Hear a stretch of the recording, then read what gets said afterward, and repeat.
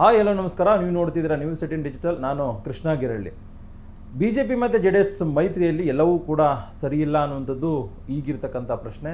ಯಾಕಂದರೆ ಇತ್ತೀಚಿನ ಬೆಳವಣಿಗೆಯನ್ನು ನಾವು ನೋಡೋದೇ ಆದಲ್ಲಿ ಆ ರೀತಿಯಾದಂಥ ಒಂದು ಪ್ರಸಂಗ, ಒಂದು ವಾತಾವರಣ ಕಂಡು ಬರುವಂಥ ನಿಟ್ಟಿನಲ್ಲಿ ಕೂಡ ಈಗಾಗಲೇ ಮುಂದಾಗ್ತಾ ಇರುವಂಥದ್ದು.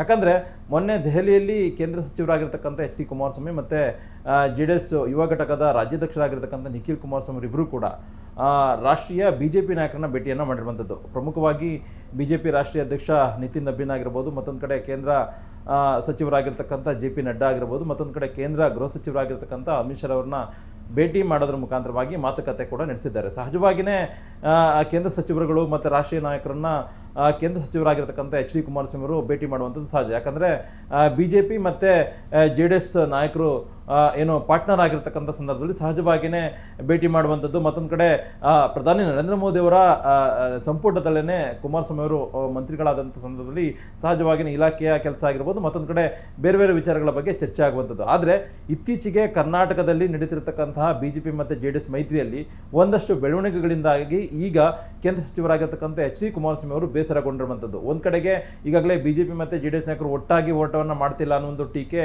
ಸಹಜವಾಗಿನ ಸಾರ್ವಜನಿಕ ವಲಯದಲ್ಲಿ ಕೂಡ ಚರ್ಚೆ ಆಗ್ತಾ ಇದೆ. ಮತ್ತೊಂದು ಕಡೆ ಬಿಜೆಪಿ ಮತ್ತು JDS ಮೈತ್ರಿಯಲ್ಲಿ ಎಲ್ಲವೂ ಕೂಡ ಸರಿ ಇಲ್ಲ ಅನ್ನುವಂಥದ್ದು ಆಡಳಿತ ಪಕ್ಷ ಕಾಂಗ್ರೆಸ್ಗೂ ಕೂಡ ಒಂದು ರೀತಿ ಅಸ್ತ್ರವಾಗಿ ಕೂಡ ಪರಿಣಮಿಸಿರುವಂಥದ್ದು. ಇದರ ನಡುವೆ ಇಲ್ಲ ಒಂದು ಕಡೆ ಬಹಳ ಪ್ರಮುಖವಾಗಿ ಪದವೀಧರ ಚುನಾವಣೆ ಆಗಿರ್ಬೋದು, ಪದವೀಧರ ಕ್ಷೇತ್ರದ ಚುನಾವಣೆ ಆಗಿರ್ಬೋದು, ಮತ್ತೊಂದು ಕಡೆ ರಾಜ್ಯಸಭೆ ಚುನಾವಣೆ ಒಂದು ವಿಚಾರದಲ್ಲಿ ಇಲ್ಲ ಒಂದು ಕಡೆ ಕುಮಾರಸ್ವಾಮಿ ಅವರು ನೊಂದ್ಕೊಂಡಿದ್ದಾರೆ ಬಿಜೆಪಿ ನಾಯಕರ ನಡೆಗೆ ಅನ್ನುವಂಥದ್ದು. ಯಾಕಂದ್ರೆ ಈಗಾಗಲೇ ರಾಜ್ಯಸಭೆ ಚುನಾವಣೆ ಮಾಜಿ ಪ್ರಧಾನಿ ಎಚ್ ಡಿ ದೇವೇಗೌಡರ ಅವಧಿ ಜೂನ್ಗೆ ಮುಕ್ತಾಯವಾಗ್ತಾ ಇದೆ.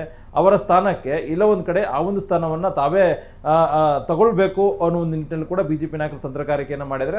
ಹಾಗಾಗಿನೇ ಮೊನ್ನೆ ನಡೆದಂಥ ಅಂದರೆ ಕಳೆದ ವಾರ ನಡೆದಂತಹ ಬಿಜೆಪಿ ಕೋರ್ ಕಮಿಟಿ ಸಭೆಯಲ್ಲೂ ಕೂಡ ಇದ್ರ ಬಗ್ಗೆ ಚರ್ಚೆ ಆಗಿರುವಂಥದ್ದು. ಏನು ದೇವೇಗೌಡರಿಂದ ತೆರವಾಗುವಂಥ ಒಂದು ಸ್ಥಾನವನ್ನು ತಾವೇ ಇಟ್ಕೊಳ್ಳೋದ್ರ ಮುಖಾಂತರವಾಗಿ ಆ ಒಂದು ಸ್ಥಾನಕ್ಕೆ ಮಾಜಿ ಮುಖ್ಯಮಂತ್ರಿಗಳಾಗಿರ್ತಕ್ಕಂಥ DV ಸದಾನಂದ ಗೌಡರನ್ನ ಸ್ಪರ್ಧೆ ಮಾಡುವಂಥ ನಿಟ್ಟಿನಲ್ಲಿ ಎಲ್ಲ ಒಂದು ಕಡೆ ಒಂದಷ್ಟು ತಂತ್ರಗಾರಿಕೆಯನ್ನು ಮಾಡ್ಕೊಳ್ಬೇಕು ಅನ್ನೋ ನಿಟ್ಟಿನಲ್ಲಿ ಕೂಡ ಬಿಜೆಪಿ ನಾಯಕರು ಚರ್ಚೆ ಕೂಡ ಮಾಡಿರುವಂಥದ್ದು.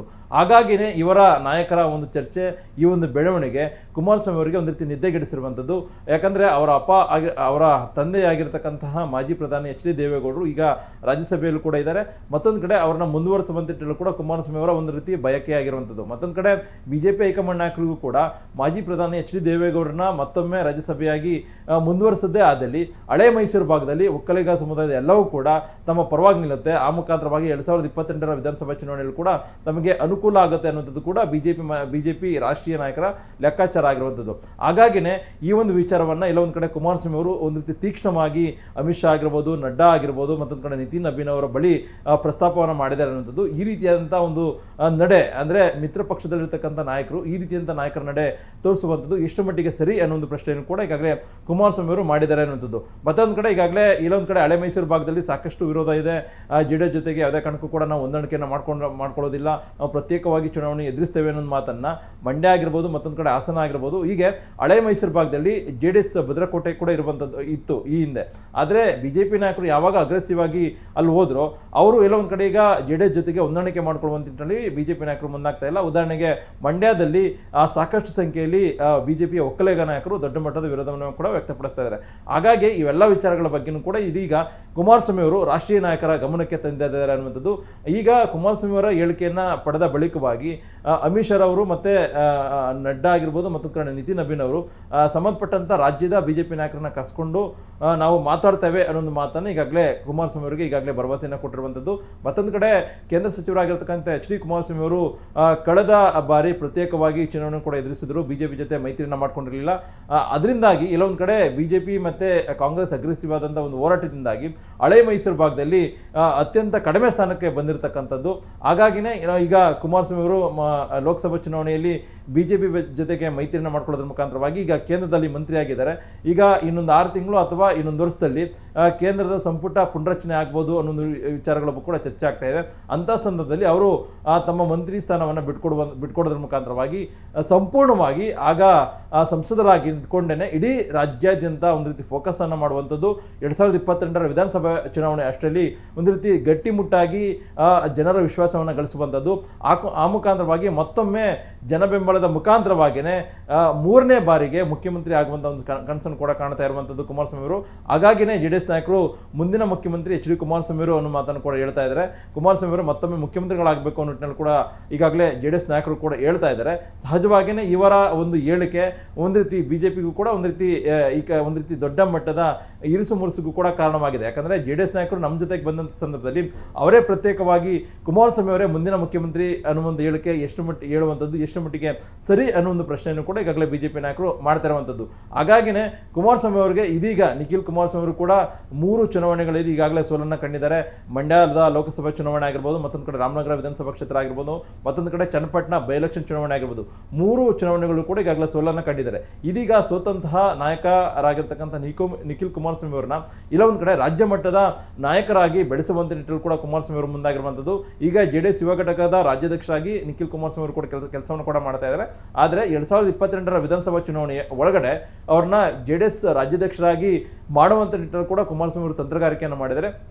ಅದಕ್ಕೆ ಪೂರಕವಾಗಿಯೇ ಈಗ 2.25 ವರ್ಷಗಳಲ್ಲೇನೆ ಎಲ್ಲೊಂದು ಕಡೆ ಕಾಂಗ್ರೆಸ್ ಸರ್ಕಾರದ ವೈಫಲ್ಯಗಳು ಮತ್ತೆ ಕಾಂಗ್ರೆಸ್ ಸರ್ಕಾರದ ವಿರುದ್ಧವಾಗಿ ಹೋರಾಟ ಮಾಡುವಂಥದ್ದು ಸಮರ್ಥವಾಗಿ ಮತ್ತೆ ಕಾಂಗ್ರೆಸ್ ವೈಫಲ್ಯಗಳ ಬಗ್ಗೆ ಜನರಿಗೆ ತಲುಪಿಸುವಂಥದ್ದು, ಮತ್ತೊಂದು ಕಡೆ ಈ ಹಿಂದೆ ತಾವು ಮಾಡಿದಂಥ ಕಾರ್ಯಗಳಾಗಿರ್ಬೋದು, ರೈತರ ಸಾಲ ಮನ್ನಾ ಆಗಿರ್ಬೋದು, ಹೀಗೆ ಏನೆಲ್ಲ ಯೋಜನೆಗಳನ್ನ ಜಾರಿಗೆ ತಂದಿದ್ದಾರೆ ಅದನ್ನೆಲ್ಲ ಜನರಿಗೆ ತಲುಪಿಸುವಂಥದ್ದು, ಮತ್ತೊಂದು ಕಡೆ ಕಾರ್ಯಕರ್ತರ ವಿಶ್ವಾಸಕ್ಕೆ ತೆಗೆದುಕೊಳ್ಳುವಂಥದ್ದು, ಕಾರ್ಯಕರ್ತರನ್ನ ಎಲ್ಲೊಂದು ಕಡೆ ಅವರ ಕಾರ್ಯಕರ್ತರ ರಕ್ಷಣೆಗೆ ನಿಲ್ಲುವಂಥದ್ದು, ಮತ್ತೊಂದು ಕಡೆ ಹಳೆ ಮೈಸೂರು ಭಾಗದಲ್ಲಿ ಮತ್ತೊಮ್ಮೆ ಭದ್ರಕೋಟೆಯನ್ನ ಸದೃಢಗೊಳಿಸಿಕೊಳ್ಳುವಂಥದ್ದು, ಮತ್ತೊಂದು ಕಡೆ ಬಹಳ ಪ್ರಮುಖವಾಗಿ ಯಾರೆಲ್ಲ ನಾಯಕರುಗಳು ಜೆಡಿಎಸ್ ಬಿಟ್ಟು ಹೋಗಿದ್ದಾರೆ ಅವ್ರನ್ನ ಮತ್ತೆ ಮರಳಿ ತರೋದ್ರ ಮುಖಾಂತರವಾಗಿ ಹಳೆ ಮೈಸೂರು ಭಾಗದಲ್ಲಿ ಒಂದು ರೀತಿ ಮತ್ತೊಮ್ಮೆ ಗಟ್ಟಿಮುಟ್ಟಾಗಿ ನಿಲ್ಲುವಂತ ನಿಟ್ಟಿನಲ್ಲಿ ಈಗಾಗಲೇ ಕುಮಾರಸ್ವಾಮಿ ಅವರು ಮುಂದಾಗಿರುವಂಥದ್ದು.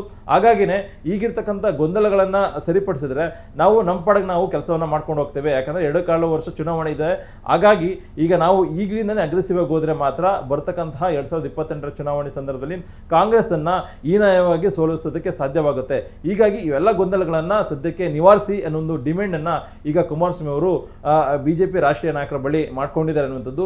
ಆ ಬಿಜೆಪಿ ರಾಷ್ಟ್ರೀಯ ನಾಯಕರು ಬರುವಂತ ದಿನಗಳಲ್ಲಿ ಕುಮಾರಸ್ವಾಮಿ ಅವರ ಮನವಿಗೆ ಯಾವ ರೀತಿಯಾಗಿ ಸ್ಪಂದಿಸಿ ಈ ರೀತಿಯಾದ ಗೊಂದಲಗಳನ್ನ ಸರಿಪಡಿಸುವಂತ ನಿಟ್ಟಿನಲ್ಲಿ ಮುಂದಾಗ್ತಾರೆ ಅನ್ನುವಂಥದ್ದು ಕೂಡ ಈಗಿರ್ತಕ್ಕಂಥ ಪ್ರಶ್ನೆ ಆಗಿರುವಂಥದ್ದು. ಮತ್ತೊಂದು ಕಡೆ ಈಗಾಗಲೇ ಕಾಂಗ್ರೆಸ್ನಲ್ಲೂ ಕೂಡ ದೊಡ್ಡ ಮಟ್ಟದ ನಾಯಕತ್ವದ ಜಟಾಪಟಿ ಕೂಡ ನಡೀತಾ ಇದೆ. ಒಂದ್ ಕಡೆಗೆ ಮುಖ್ಯಮಂತ್ರಿ ಸಿದ್ದರಾಮಯ್ಯ ಇಳಿತಾರೆ, ಡಿಸಿಎಂ ಡಿ ಕೆ ಶಿವಕುಮಾರ್ ಕೂಡ ಮುಖ್ಯಮಂತ್ರಿ ಆಗ್ತಾರೆ ಅನ್ನೋ ಒಂದು ಚರ್ಚೆಗಳು ಕೂಡ ಶುರುವಾಗಿದೆ. ಒಂದ್ ವೇಳೆ ಏನಾದರೂ ಡಿಸಿಎಂ ಡಿ ಕೆ ಶಿವಕುಮಾರ್ ಅವರು ಮುಖ್ಯಮಂತ್ರಿ ಆಗಿದ್ದೇ ಆದಲ್ಲಿ ಹಳೆ ಮೈಸೂರು ಭಾಗದಲ್ಲಿ ಒಕ್ಕಲಿಗ ಪ್ರಾಬಲ್ಯ ಮತ್ತಷ್ಟು ಅವರು ಹೆಚ್ಚು ಮಾಡಿಕೊಳ್ಳುವಂತ ಸಾಧ್ಯತೆ ಇದೆ. ಅದರಿಂದಾಗಿ ಸಹಜವಾಗಿಯೇ ಈಗಿರ್ತಕ್ಕಂತಹ ಜೆಡಿಎಸ್ ನಾಯಕರಾಗಿರ್ತಕ್ಕಂಥ ಕುಮಾರಸ್ವಾಮಿ ಅವರ ಶಕ್ತಿ ಅಂದ್ರೆ ನಾಯಕತ್ವದ ಶಕ್ತಿ, ಒಕ್ಕಲಿಗ ನಾಯಕದ ಶಕ್ತಿ ಸಹಜವಾಗಿಯೇ ಕಡಿಮೆ ಆಗುವಂತ ಸಾಧ್ಯತೆ ಇದೆ. ಎಲ್ಲಾ ಕಾರಣಗಳಿಂದಾಗಿ ಕುಮಾರಸ್ವಾಮಿ ಅವರು ಇದೀಗ ಒಂದು ರೀತಿ ಅಗ್ರೆಸಿವ್ ಆಗಿ ಕರ್ನಾಟಕದಾದ್ಯಂತ ಒಂದು ರೀತಿ ರಾಜ್ಯ ಪ್ರವಾಸವನ್ನ ಮಾಡುವಂಥದ್ದು, ಮತ್ತೊಂದು ಕಡೆ ಪಕ್ಷ ಸಂಘಟನೆಯನ್ನ ಮಾಡುವಂಥದ್ದು, ಆ ಮುಖಾಂತರವಾಗಿ 2022ರ ವಿಧಾನಸಭಾ ಚುನಾವಣೆ ಅಷ್ಟರಲ್ಲಿ ಒಂದಷ್ಟು ತಮ್ಮದೇ ಆದಂತಹ ಒಂದು ದಾರಿಯನ್ನ ಮಾಡ್ಕೊಳ್ಳೋದ್ರ ಮುಖಾಂತರವಾಗಿ ಒಂದು ರೀತಿ ಮತ್ತೊಮ್ಮೆ ಅಧಿಕಾರಕ್ಕೆ ಬರುವಂತ ನಿಟ್ಟಿನಲ್ಲಿ ಮತ್ತೊಮ್ಮೆ ಮುಖ್ಯಮಂತ್ರಿ ಆಗುವಂತ ಒಂದು ಕನಸನ್ನು ಕೂಡ ಕಾಣ್ತಾ ಇದ್ದಾರೆ. ಅದಕ್ಕೆ ಪೂರಕವಾಗಿ ಏನೆಲ್ಲ ಕಾರ್ಯತಂತ್ರಗಳನ್ನ ಮಾಡಬೇಕು ಅವ್ರ ನಿಟ್ಟಿನಲ್ಲಿ ಕೂಡ ಈಗಾಗಲೇ ಪ್ಲಾನ್ ಅನ್ನ ಮಾಡ್ಕೊಂಡಿದ್ದಾರೆ. ಅದಕ್ಕೆ ಪ್ಲಾನ್ ತಕ್ಕಂತೆ ಈಗ ಏನು ನಾವು ಪ್ಲಾನ್ ತಕ್ಕಂತೆ ಹೋಗ್ಬೇಕಾಗಿದೆ. ಹಾಗಾಗಿ ಈಗಿರ್ತಕ್ಕಂಥ ಮತ್ತೆ ಬಿಜೆಪಿ ಮತ್ತೆ ಜೆಡಿಎಸ್ ಇರತಕ್ಕಂಥ ಒಂದು ಮೈತ್ರಿಯ ಗೊಂದಲಗಳನ್ನ ಆದಷ್ಟು ಬೇಗ ನಿವಾರಣೆಯನ್ನ ಮಾಡಿ ಅನ್ನೊಂದು ಡಿಮ್ಯಾಂಡ್ ಅನ್ನ ಇದೀಗ ಕುಮಾರಸ್ವಾಮಿ ಅವರು ರಾಷ್ಟ್ರೀಯ ನಾಯಕರ ಬಳಿ ಮಾಡ್ಕೊಂಡಿರುವಂಥದ್ದು. ಈ ವಿಡಿಯೋ ಇಷ್ಟ ಆದರೆ ಲೈಕ್ ಮಾಡಿ, ಶೇರ್ ಮಾಡಿ, ಹಾಗೆ ಸಬ್ಸ್ಕ್ರೈಬ್ ಮಾಡೋದನ್ನ ಮರಿಬೇಡಿ. ನಿರ್ಭೀತ, ನಿಷ್ಪಕ್ಷಪಾತ, ವಿಶ್ವಾಸಾರ್ಹ ಸುದ್ದಿಗಳಿಗೆ ಮತ್ತೊಂದು ಹೆಸರಾಗಿರುವ News18 ಕನ್ನಡ ಈಗ ಆಪ್ನಲ್ಲೂ ಲಭ್ಯವಿದೆ. ದಯವಿಟ್ಟು ಇಲ್ಲಿರುವ QR ಕೋಡ್ ಅನ್ನು ಸ್ಕ್ಯಾನ್ ಮಾಡಿಕೊಂಡು ಆಪ್ ಡೌನ್ಲೋಡ್ ಮಾಡೋದಕ್ಕೆ ಮರಿಬೇಡಿ.